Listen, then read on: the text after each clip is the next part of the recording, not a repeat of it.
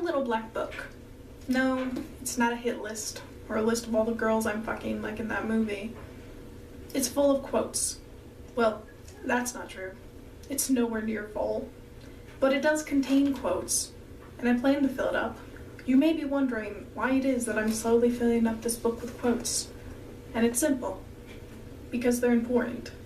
For different reasons, of course, but every single quote in this book has meaning. Some of them are just so hilarious that they make even the worst of days great.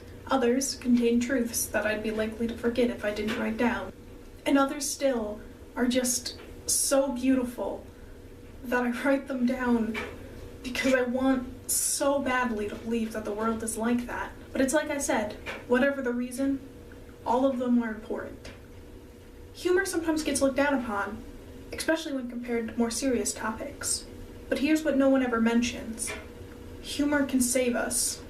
Life is complicated and messy, and simply by forgetting about your real problems for a second and imagining Phil on Modern Family saying, "When life gives you lemonade, make lemons," life will be all like, what? Things will seem a little brighter. I write down humorous quotes because some days are going to be awful.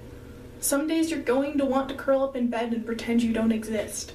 On those days, I'll read the humorous quotes, and I'll remember that there's still joy in the world. And believe me, nothing gets that message across faster than Radar screaming, "It's not my fault my parents own the world's largest collection of black Santas!" Then there are the quotes I write down to remind myself of when I inevitably forget them. When I'm scared, either physically or mentally, I'll remember what Maureen Johnson wrote in The Name of the Star.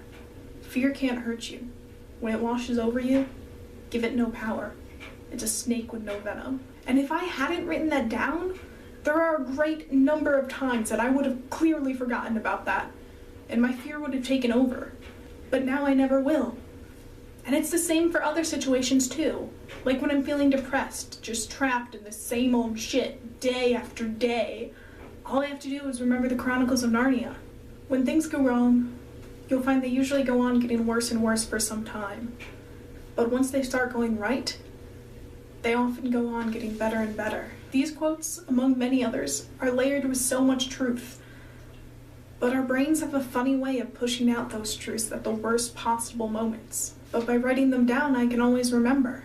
Finally, there are the quotes so beautiful and heartwarming that I write them down because they provide hope. Even if they're not true, by writing them down, it can make them feel like they are, and that life really is that beautiful. Believing that the world unwraps itself again and again as soon as you are ready to see it anew is such a wonderful thought that it makes everything it touches beautiful as well. Some quotes are like that. You read them and they're just so beautiful that they fill you up with this strange evangelical zeal, and it makes you feel infinite. For example, in Miss Brill, they were on a stage. They were not just the audience, not just looking on. They were acting. That infinite feeling fills you up and makes you so powerful that I, for one, would write down 1,000,000 quotes just to keep it around. Great quotes can come from anywhere. They can be about anything. But the one thing they have in common is that they can save you. Surely the universe communicates these things to us in other ways, but we're usually too wrapped up in our own lives to hear them. Stargirl says it best. The universe is speaking to us, but we can't hear it because of all the racket our senses are making.